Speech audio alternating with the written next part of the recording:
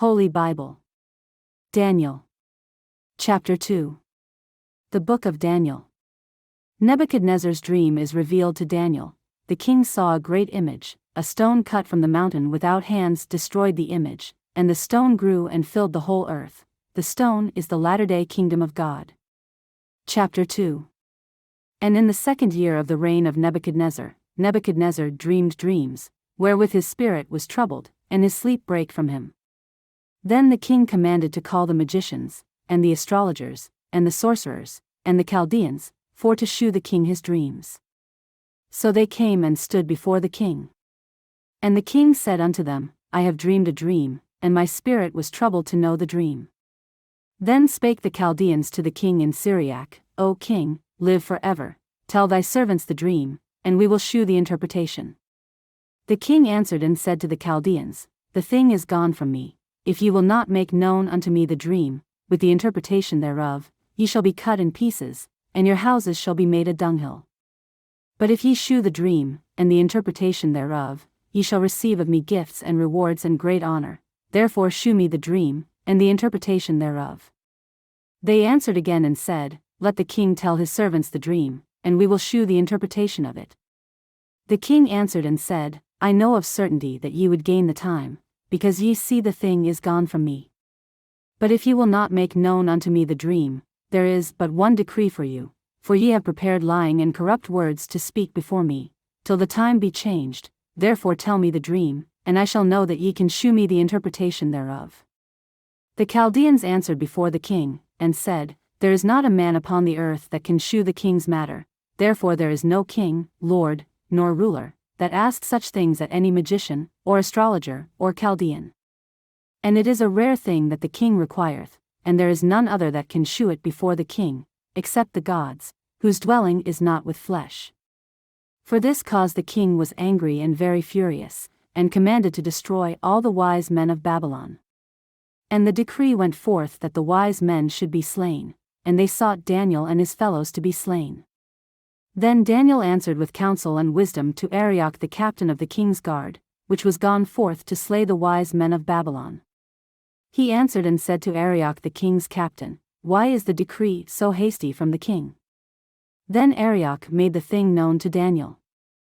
Then Daniel went in, and desired of the king that he would give him time, and that he would shew the king the interpretation.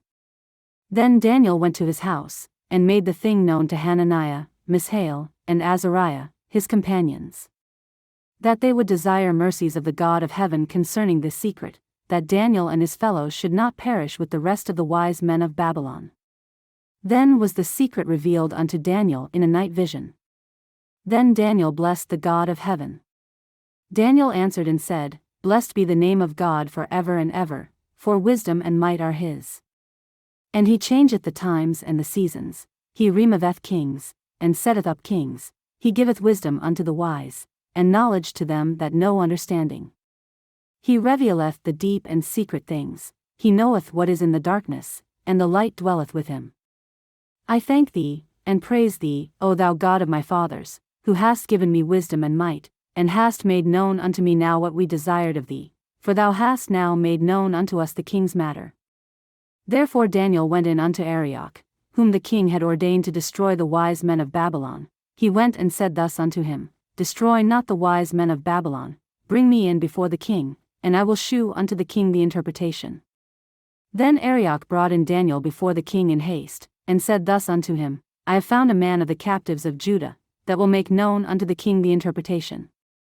The king answered and said to Daniel, whose name was Belteshazzar, Art thou able to make known unto me the dream which I have seen, and the interpretation thereof?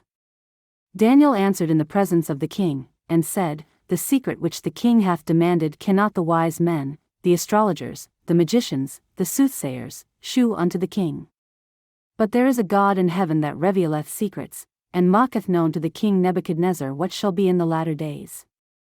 Thy dream, and the visions of thy head upon thy bed, are these.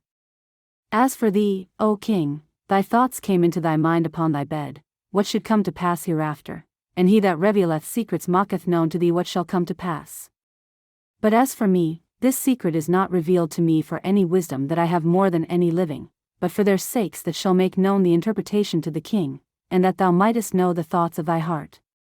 Thou, O king, sawest, and behold a great image.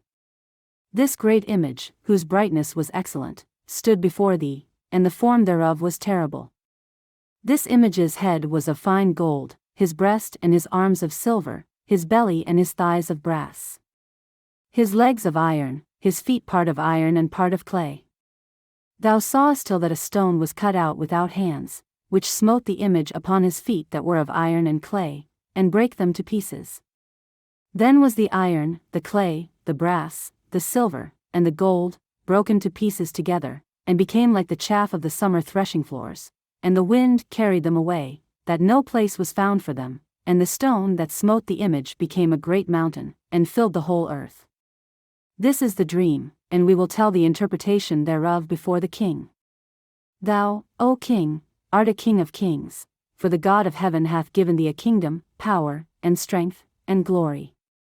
And wheresoever the children of men dwell, the beasts of the field and the fowls of the heaven hath he given into thine hand, and hath made thee ruler over them all. Thou art this head of gold. And after thee shall arise another kingdom inferior to thee, and another third kingdom of brass, which shall bear rule over all the earth. And the fourth kingdom shall be strong as iron, forasmuch as iron breaketh in pieces and subdueth all things, and as iron that breaketh all these, shall it break in pieces and bruise. And whereas thou sawest the feet and toes, part of potter's clay, and part of iron, the kingdom shall be divided, but there shall be in it of the strength of the iron, forasmuch as thou sawest the iron mixed with miry clay. And as the toes of the feet were part of iron, and part of clay, so the kingdom shall be partly strong, and partly broken. And whereas thou sawest iron mixed with miry clay, they shall mingle themselves with the seed of men, but they shall not cleave one to another, even as iron is not mixed with clay. And in the days of these kings shall the God of heaven set up a kingdom, which shall never be destroyed, and the kingdom shall not be left to other people, but it shall break in pieces and consume all these kingdoms, and it shall stand forever. Forasmuch as thou sawest that the stone was cut out of the mountain without hands, and that it brake in pieces the iron, the brass, the clay, the silver, and the gold, the great God hath made known to the king what shall come to pass hereafter, and the dream is certain, and the interpretation thereof sure. Then the king Nebuchadnezzar fell upon his face, and worshipped Daniel, and commanded that they should offer an oblation and sweet odors unto him. The king answered unto Daniel, and said, Of a truth it is, that your God is a God of gods, and a Lord of kings, and a revealer of secrets, seeing thou couldest reveal this secret. Then the king made Daniel a great man, and gave him many great gifts, and made him ruler over the whole province of Babylon, and chief of the governors over all the wise men of Babylon.